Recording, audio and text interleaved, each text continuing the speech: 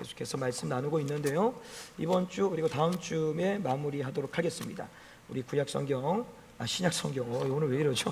주일이라 그러지 않더나 뭐 구약을 신약이라고 이거 정신이 하나도 없네요. 자, 빌립보서 아니에요. 빌레몬서. 오늘 설교 잘 들으셔야 됩니다.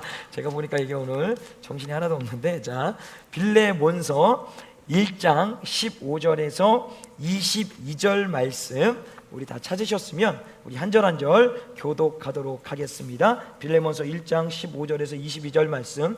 저가 잠시 떠나게 된 것은 이를 인하여 저를 영원히 두게 함이니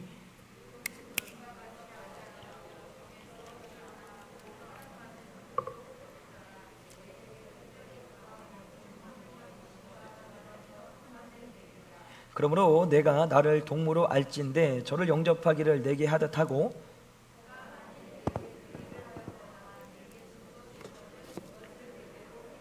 나 바울이 친필로 쓰노니 내가 갚으려니와 너는 이외에 내 자신으로 내게 빚진 것을 내게 말하지 아니하노라.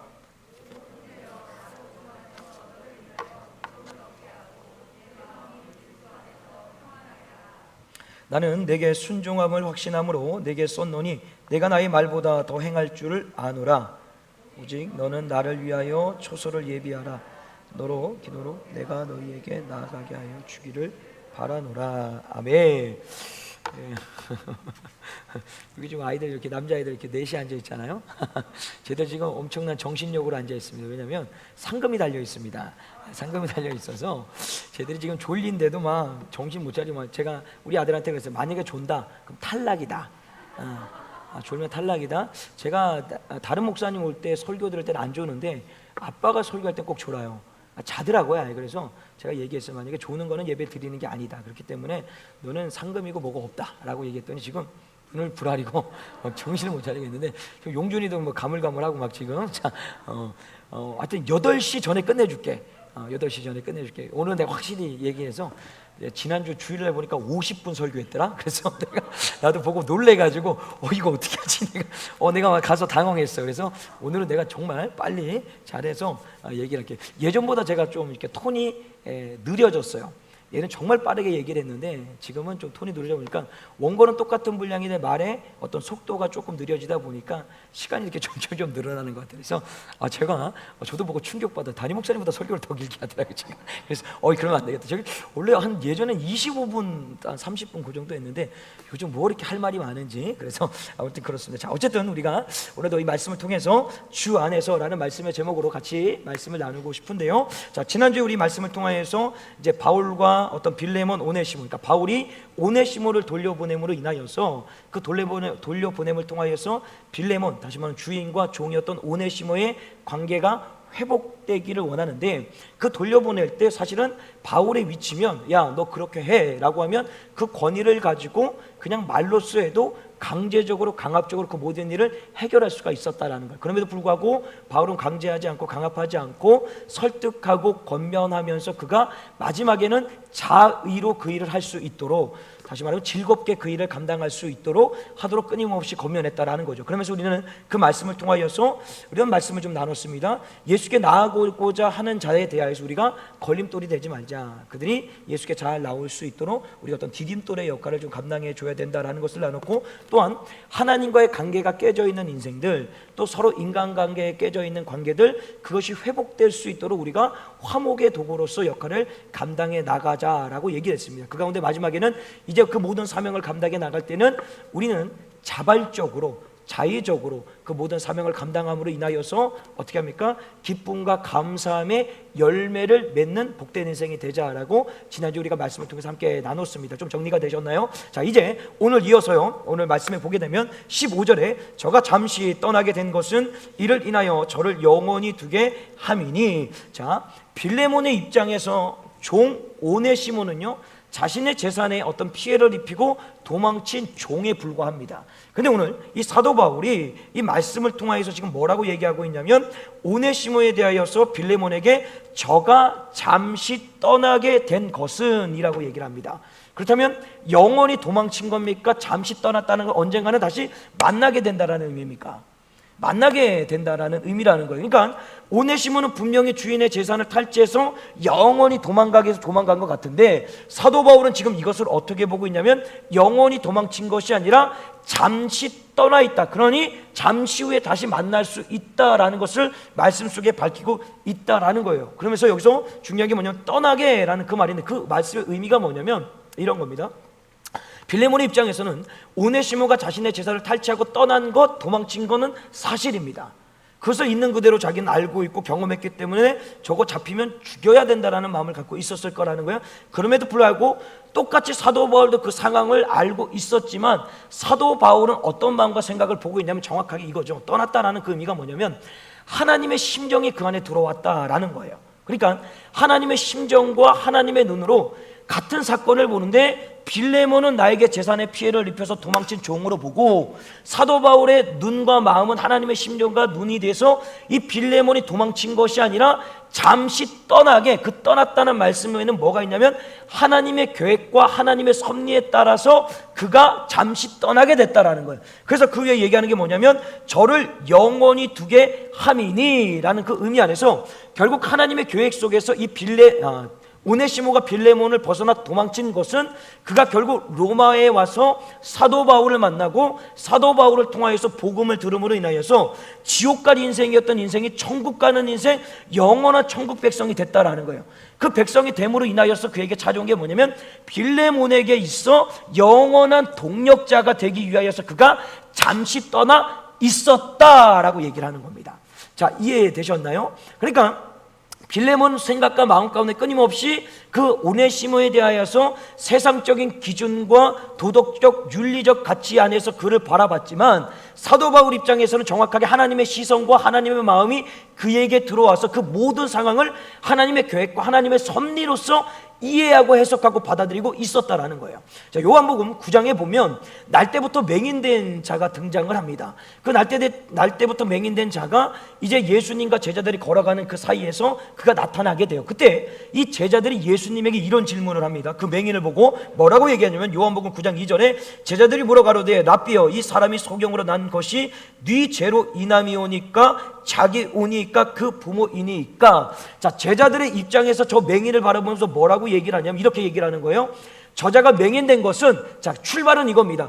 저는 죄인이기 때문에 맹인됐다라는 것을 단정 져놓고 출발되는 거예요. 그러면서 그 죄인이, 죄라는 것이 자기 때문입니까? 부모 때문입니까? 물어보는 거예요. 왜냐하면 당시 유대 사회에서는 날 때부터 장애를 입은 자에 대해서는 하나님께 저주받은 자이고 그의 집안의 죄나 자신의 죄로 인하여서 질병에 걸렸다 해서 사회로부터 격리당하고 사회적인 활동을 할 수가 없었어요. 그러니 이 제자들의 눈에는 끊임없이 세상의 어떤 풍족, 가치관 안으로 그 맹인을 바라봤던 거죠. 그래서 어머니의 죄 때문이냐, 부모님 죄 때문이냐, 저 자신의 죄 때문이냐, 그러니까 저 사람의 상태, 어떤 심령은 보지 않고 무조건 죄라는 것으로부터 단정해서 출발시켜 버린 거예요. 그러니 예수님이 그 다음에 3절에 뭐라고 말씀하시냐면, 그 제자들의 질문에 대해서 예수께서 대답하시되 이 사람이나 그 부모가 죄를 범한 것이 아니라 그에게서 하나님이 하시는 일을 나타내고자 하심이니라. 자, 예수님은 정확하게 그 맹인에 대해서 보고 있는 거예요. 뭘로요? 하나님의 시선과 하나님의 심정으로. 저자가 태어날 때부터 맹인된 것은 죄로 인하여서 맹인된 것이 아니고, 그렇다고 자기 죄, 어머니 죄 때문에도 아니고 아버지 죄 때문이 아니고 하나님의 영광을 드러내기 위해서, 다시 말하면 하나님의 살아계심을 나타내고자 저가 맹인됐다라는 거예요. 똑같은 상황과 똑같은 사람을 바라보는데 전혀 다른 반응이 나타나는 것이죠. 맞습니까? 동일한 거죠. 오늘도 오네시모와 빌레몬의 그 관계 속에서 빌레몬이 오네시모를 보는 것과 사도 바울이 오네시모를 바라보는 것은 전혀 다르게 본다는 거예요. 같은 사건인데. 맞습니다. 동일하게요. 우리가 인생을 살아가면서 여러 가지 일들을 만날 때마다, 뭐 예를 하나 들어볼게요. 자, 좋은 일을 하나 만난단 말이에요. 좋은 일을 만난 거, 이런 거를 한번 예를 들어볼까요? 예를 들어서 어떤 분이 이래요. 내가 식사를 한번 식사를 사드리겠다라고 얘기를 했어요. 감사합니다. 어떻게 저에게 식사를 다 사주실 수 있습니까? 이게 하나님의 은혜입니다라고 해석하는 분이 있는 반면에, 저 뭐야, 웬일이야? 무슨 의도를 가지고 나한테 밥을 사주려고 하지? 왜 그러는 거야? 도대체 뭘 알아내고 싶어서? 이런 식으로 접근되는 경우가 있다라는 거예요. 그러니까 끊임없이 인간적인 시선, 인간적인 눈, 더 나아가서 그냥 또 하나 예를 하나 볼까요? 설교를, 똑같은 설교를 들어도 전혀 다르게 반응이 되고 적용이 되더라는 거예요. 나는 분명히 이걸 얘기를 했는데 이걸 바꿔서 어떤 깨달음을 통해서 회개하고 불의적 변화되는 사람이 있는 반면에, 저 목사님 저 말의 의도가 뭐지? 그러니까 40분 50분 설교한 것 중에 딱 그 부분만 뽑아내가지고 의도가 뭐지? 이렇게 접근하는 경우가 있다라는 거예요. 자, 이해되십니까? 뭘 얘기를 하고 싶은 건지. 자, 보세요. 여러분들은 똑같습니다. 그러니까 물론 사는 환경과 어떤 직업과 뭐 사업과 학교와 여러 가지 삶은 다르지만 끊임없이 어떤 같은 상황과 같은 일을 만나게 됩니다. 그러면 그 상황 안에서 우리에게 필요한 것이 뭐냐면, 오늘도 주님이 우리에게 강조하시는 건 뭐냐면 주님의 시선과 주님의 심정이라는 거예요. 그게 나쁜 일이든 좋은 일이든지 간에, 어떤 일이든지 간에 그 모든 상황을 맞닥뜨렸을 때 우리에게 필요한 것이 뭐냐면 주님의 심정, 다시 말하면 주님의 시선과 주님의 마음으로 그 사건, 사고, 더 나아가서 좋은 일, 기쁜 일, 안 좋은 일, 슬픈 일을 바라봐야 된다는 거예요. 그러면 어떤 일이 생기냐면, 똑같은 고난과 질병을 만났다고 했을 때 전혀 인간적인 생각으로 바라보는 그 질병과 고난을 어떻게 바라보겠냐? 왜 내게 이런 일이 주어졌냐? 원망과 불평과 한숨에 나날을 보낼 수밖에 없다라는 거예요. 그러나 반면에 하나님의 시선과 하나님의 눈으로 그 고난과 질병을 바라보면 어떤 결론이 내립니까? 아, 하나님께서 또 오늘 내게 어떤 은혜를 주시기 위하여서 이 상황으로 나를 몰아가실까? 얼마나 더 하나님을 더 많이 경험하게 하셔서 나를 정금같이 나오게 만들려고 하시는 걸까? 그냥 그 고난을 똑같이 만나는데도 어떤 사람은 좌절하고 낙심하고 실망하지만 어떤 인생은 오늘도 기쁘고 감사함으로 막 하나님을 찬양하면서 살아간다는 거예요.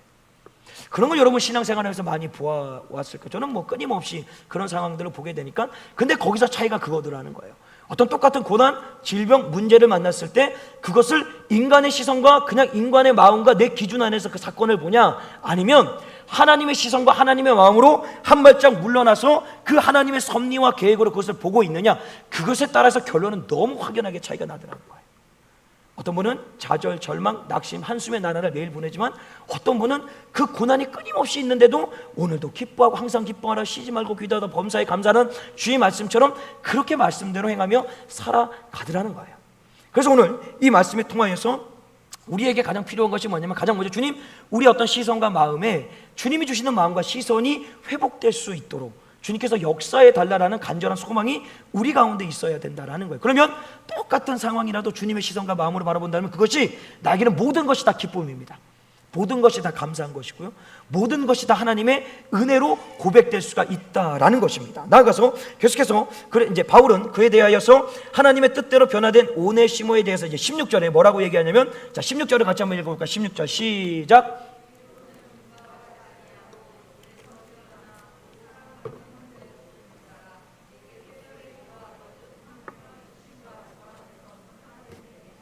자 보세요. 하나님의 뜻대로 섭리 가운데 계획 가운데 오네시모가 영원한 동력자로서 변화가 됐습니다. 그래서 그 오네시모에 대하여서 빌레몬에게 이후로는 그를 대할 때 어떻게 대하라고 하냐면 사랑받는 형제로 대하라라고 권면을 합니다. 그러면서 그 얘기하죠. 나도 그 오네시모에 대하여서 사랑하는 형제로 대한다라고 해요. 지난주에도 말씀드렸지만 사도 바울은 초대교회의 교부 역할인 거니까 영적인 리더, 탑 리더입니다. 더 나아가서 가말리엘 학문의 학자, 그러니까 오늘날로 말하면 유명대학의 총장 정도의 수준이에요. 근데 오네시모는 그 당시에 종은 물건 취급을 받던 인생이란 말이죠. 근데 그 물건 취급받던 종이라는 인생에 대해서 앉혀갖고 복음을 가르치고 나서 그가 복음을 받아들인 이후부터 그 어떤 사회적 지위와 명예 이런 거 생각하지 않고 그를 어떻게 대합니까? 친구로, 한 형제로, 사랑받는 주 예수 그리스도의 자녀로서 그를 대하더라는 거예요. 그러면서 다시 빌레몬에게 얘기하는 것이 뭐냐? 나도 그렇게 하니 하물며 너도 그렇게 해야 된다라고 얘기를 하는 거예요. 자, 근데 중요한 것은 내가 그렇게 하기 때문에 너 그렇게 해야 돼 임마, 이게 아니에요. 정확히 이 말씀 속에서 뭐를 강조하고 있냐면 주 안에서라는 말씀이 있는 거예요. 그러면 이 주 안에서는 말이 뭐냐면 우리 모두는 주 안에서 한 형제요 한 자매입니다. 왜 그래요? 그 복음이라는 것이 들려지고 받아들여 내가 예수 그리스도를 구주로 영접한 이후로 구원의 은혜가 내게 임했기 때문에 우리는 주 안에서 모두 한 형제요 한 자매라는 거예요. 그러면 사도 바울이 그를 한 형제로 대하고 빌레몬에게도 한 형제로 대하라는 이유가 뭐냐면, 내가 그렇게 대하기 때문에 너도 그렇게 대하라는 그 의미가 아니라 주 안에서 복음을 받아들인 인생이기 때문에 복음 앞에는 빈부의 격차가 없다라는 거예요. 복음 앞에는 종과 주인의 관계가 있지 않다라는 거예요. 모두 다 사랑받는 한 형제라는 거예요. 그래서 나 또한 그를 그렇게 대한다. 그러니 너 또한 그렇게 대하는 것이 하나님의 뜻이다라고 얘기를 하고 있다라는 것입니다. 자, 그렇다면 여기서 하나 질문을 여러분 해볼게요. 자, 어쨌든 지금 바울은 그 당시에 주인과 종의 관계를 파괴하고 있는 거예요. 맞습니까? 맞아요. 종은 어쨌든 주인의 굴종을 해야 되는데 지금 이 관계를 껴서 하나를 수직 형성이 아니라 수평 관계로 놓고 있단 말이죠. 자, 그러면 이 주인과 종의 관계를 파괴할 때, 예를 들자면 종들이 깃발 들고 광장으로 나가서 우리 종으로부터 자유하게 해달라고 막 투쟁하고 싸우고 쟁취해서 이러는 신분의 파괴입니까? 아니죠. 그런 일은 아무것도 일어나지 않았습니다. 그냥 복음 안에서 종과 주인의 관계가 아니라 수직 관계가 아니라 수평 관계. 수직은 누구나 할 수 있는 거예요. 하나님과 우리 관계만이 수직 관계라는 거예요. 수평은 인간들은 다 수평 관계예요. 맞습니까? 그렇게 뭘로 가능했다? 복음으로 가능했다라는 거예요.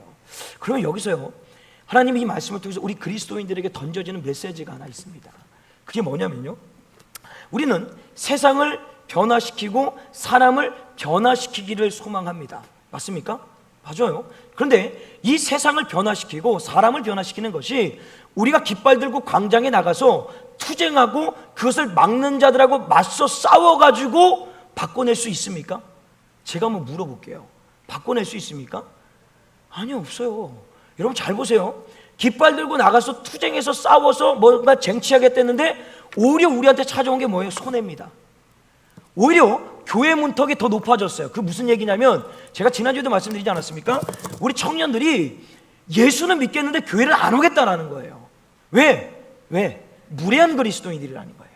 오히려 복음의 길이 막혀버린 거예요. 세상은요, 우리가 깃발을 들고 나가서 투쟁하고 쟁취하고 싸워서 세상이 변화되는 게 아니에요. 그렇게 해서 사람이 변화되는 게 아니라는 거예요. 근데 우리는 방향 설정이 잘못됐어요. 뭔가 나가서 우리가 깃발을 들고 광장에 나가 투쟁을 해야지만 그것을 변화시킬 수 있다고 하는데, 오히려 변화된 게 뭐가 있습니까? 대통령이 변했습니까? 위정자들이 변했습니까? 아니면 그 외적인 사람들이 변했습니까? 오히려 기독교를 더 억압하죠. 더 누르죠. 교묘하게 그 방법을 이용해가지고 교회를 탄압해서 교회를 문 닫게 만들어버리는 거예요. 그 노림수에 우리가 당하고 있는 거죠.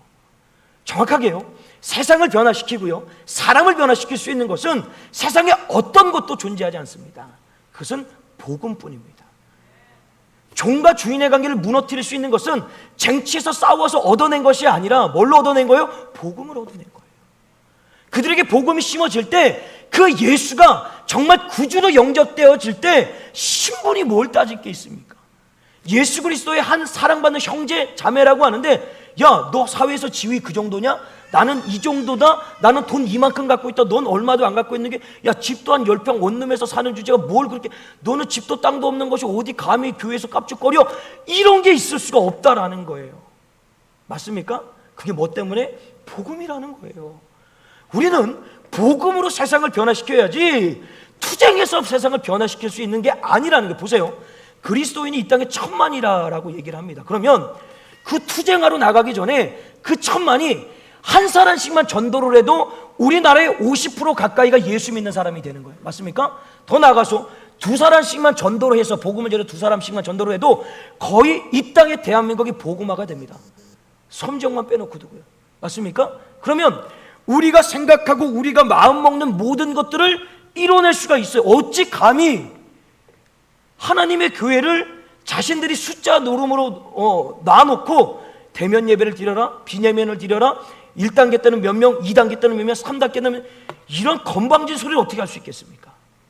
이 땅이 다 복음화가 되어 있는데 어디 감히 더러운 압법들, 소돔과 고모라 때처럼, 노아 때처럼 이 땅을 무너뜨리려고 하는 그 더러운 압법들을 세우려는 생각을, 아니 그런 인간들이 어떻게 그 자리에가 앉아 있을 수 있겠느냐라는 거예요. 근데 뭐예요? 방향 설정이 잘못됐다라는 거예요. 우리는 복음으로 세상을 변화시켜야 되는데 끊임없이 세속적인 방법이 교회 안에 들어와가지고 뭔가 프로그램과 어떤 이벤트와 화려함이 보여지고 이제는 더 나가서 세상 밖으로 나가 깃발 들고 광장에 꽂고 투쟁하면 우리의 어떤 자리를 찾는다라는 착각에 빠져 있다는 거예요. 아니에요.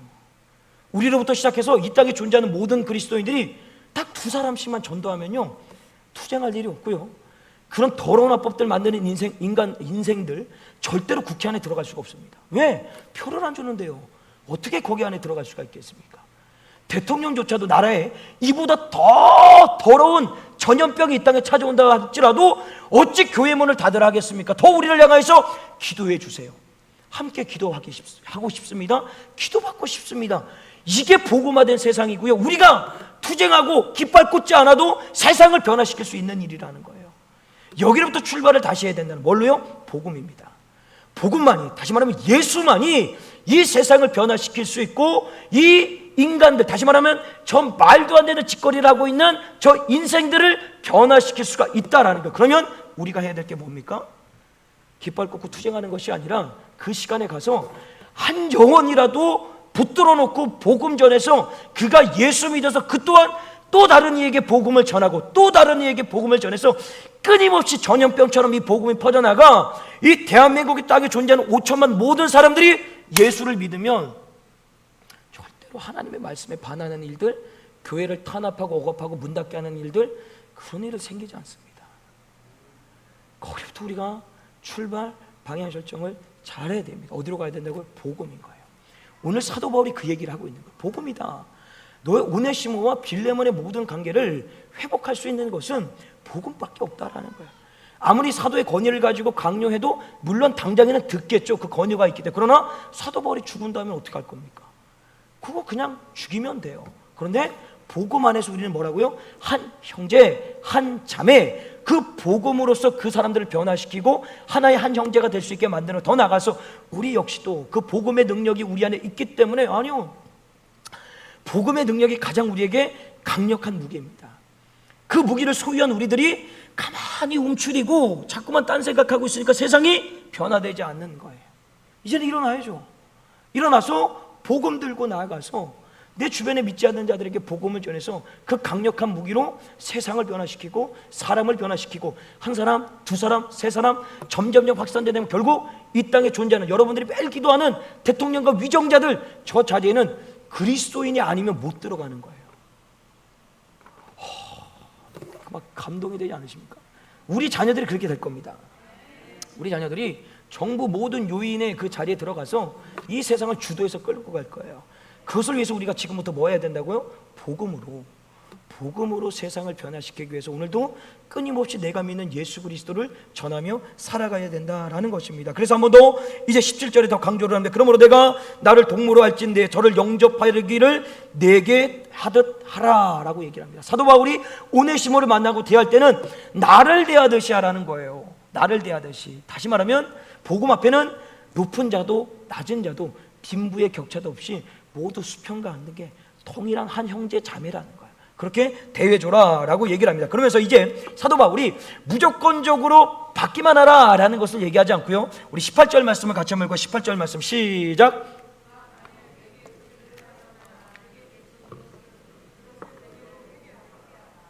자, 지금 뭘 하려고 얘기하냐면 오네시모를 받아주라고 하면서 이제 네에게, 그러니까 빌레몬에게 피해를 입혔던 모든 것들 회개하라. 내가 갚아주겠다.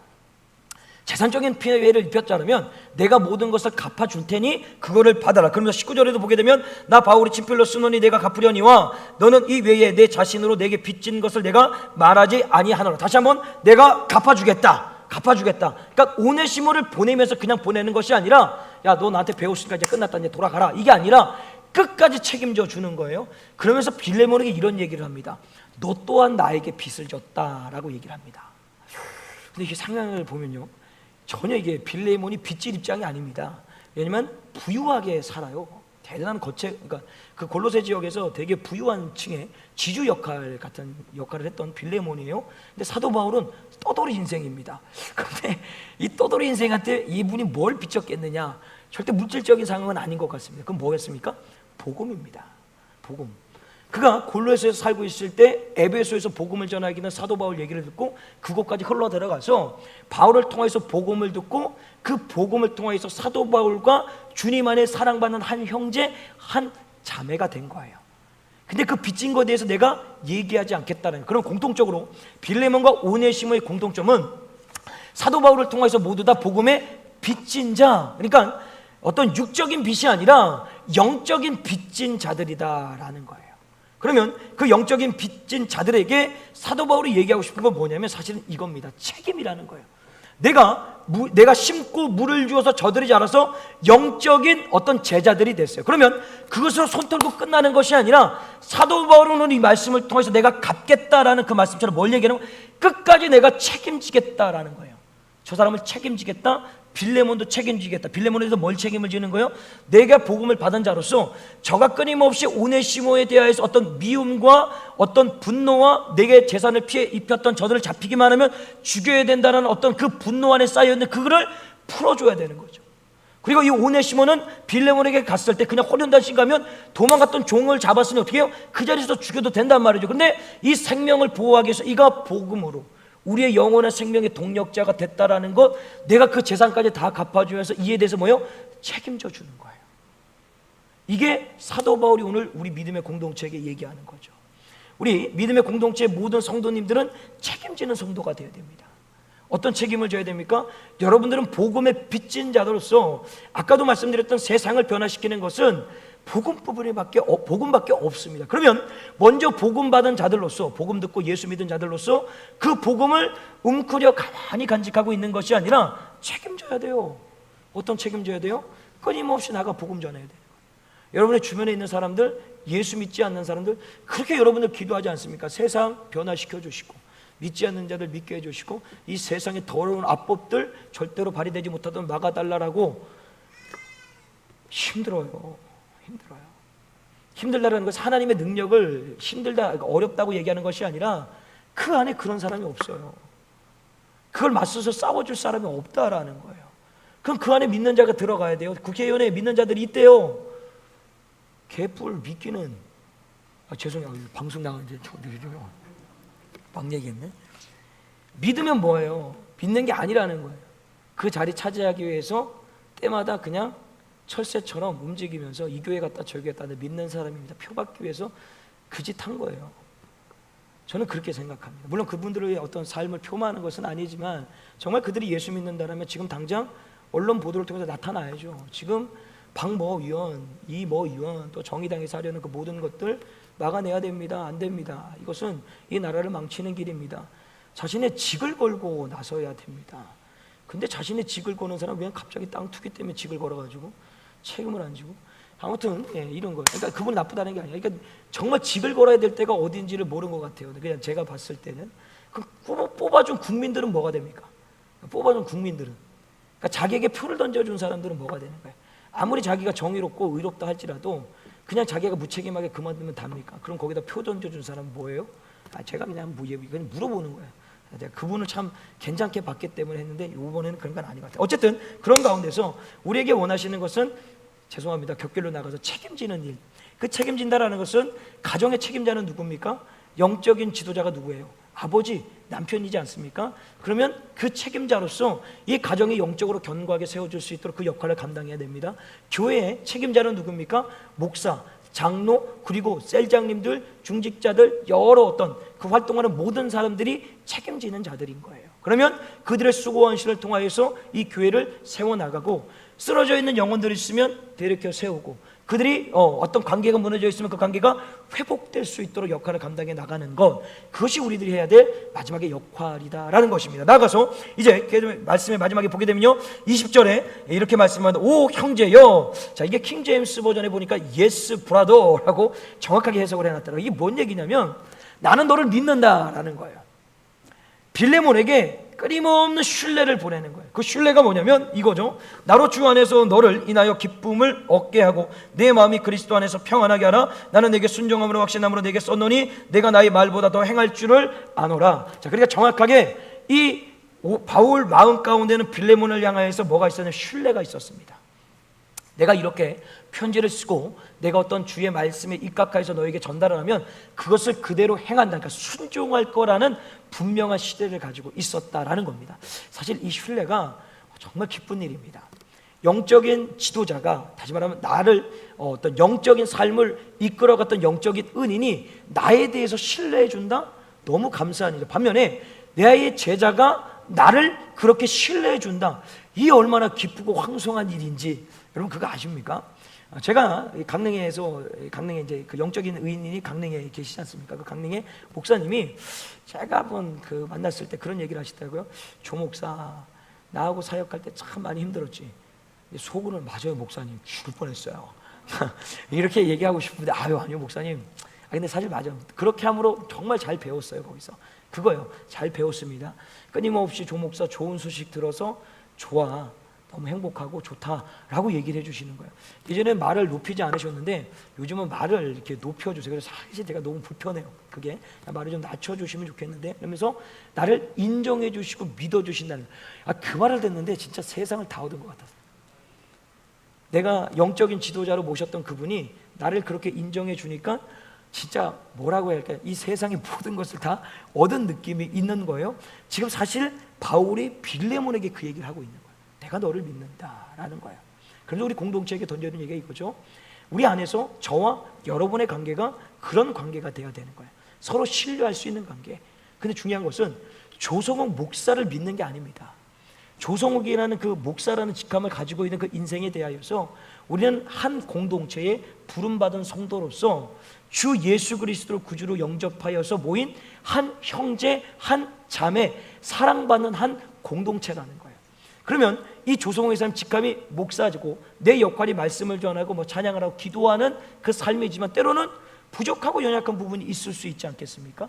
그러면 그 부족하고 연약한 부분이 있다고 나의 가족을 그냥 헌신짝 버리듯이 버려낼 수 있습니까? 그렇지 않잖아요. 그러니까 그 신뢰라는 말 속에는 무조건 믿어라 라는 그 말이 아니라 예수 그리스도 안에서 한 형제 한 가족으로 받아들여서 그를 격려하고 위로하고 이해하고 때로는 용서해 주어라 라는 겁니다. 저는 여러분들을 그렇게 생각합니다. 저는 여러분들을 끊임없이 신뢰합니다. 여러분들을 한 형제 한 자매로 바라봅니다. 그렇기 때문에 오늘도 변함없이 여러분 한 사람 한 사람을 위해서 기도합니다. 그것이 제가 해야 되는 사명이고요. 그 기도를 통해서 여러분의 신앙과 믿음을 견고하게 세워서 하나의 공동체에서 한 어떤 가족으로서, 한 형제로서, 한 자매로서 살아가는 것이 우리의 삶의 목적이 되어야 된다는 것입니다. 그렇다면 여러분들 저에 대해서 신뢰해 주십시오. 저런 식으로 또 끌고 가서 나를 신뢰하라고 또 그렇게 나를 꼴들기네 이렇게 하지 마시고, 신뢰라는 말 아까도 말씀했지만 조성욱이라는 인간을 신뢰하라는 게 아니라는 거죠. 주 안에서 공동체에서 한 형제로 한 자매로서 받아들이셔야 된다라는 겁니다. 그럼 때로는 부족해 보여도 연약해 보여도 때로는 키가 작아도 그것까지도 멋있게 보일 때가 있어요. 멋있게 보일 때가 있어요. 우리 아내가 그래서 저한테 걸린 거 아니겠습니까? 자, 절대로 키 작은 사람하고 결혼 안 한다고 했는데 어쨌든 간에 그런 겁니다. 그게 하나님의 은혜입니다. 마지막으로 말씀에 보게 되면 끝에 오직 너는 나를 위하여 초소를 예비하라. 너희 기도로 내가 너희에게 나아가 하여 주기를 바라노라. 여기서 보니까 사도 바울이 골로새 교회의 빌레몬에게 예비하라, 내 초소를 예비해달라고 얘기를 합니다. 그러면 이 초소라는 것은 살 집, 먹고 살 곳을 얘기하는 게 아닙니다. 사도 바울이 이때는 어떤 때냐면 로마의 감옥에서 연금 가택되어 있는 상태 아닙니까? 그곳에 그가 하는 일이 끊임없이 복음을 전하는 일이에요. 가장 먼저는 골로새 교회에 한 번도 가보지 못한 사도 바울은 그곳에 가고 싶은 마음이 있었어요. 그래서 그곳에 가서 처소를 예비해달라는 그 말씀 속에는 뭐가 담겨져 있냐면 내가 그 자리를 마련해서 끊임없이 복음 전하겠다라는 거예요. 그래서 내가 있을 수 있는 곳을 마련해 달라고 부탁하는 거예요. 어떤 자신의 삶을 육신의 평안함을 위해서 마련해 달라는 그 의미가 아니라 변함없이 오늘도 내일도 끝까지 변함없이 뭐 때문에? 복음 때문에 그 자리를 마련해 달라고 부탁하고 있다라는 것입니다. 오늘도 이 모든 말씀, 전체적으로 말씀을 통하여서 우리가 기억해야 될 것은 딱 세 가지입니다. 여러분들 모든 상황을 살아갈 때 그 모든 환경과 상황, 어떤 고난이든 기쁨이든 아픔이든 즐거움이든 간에 만날 때마다 주님의 눈과 주님의 심정으로서 그 모든 사건을 바라볼 수 있는 마음을 갖기를 소망합니다.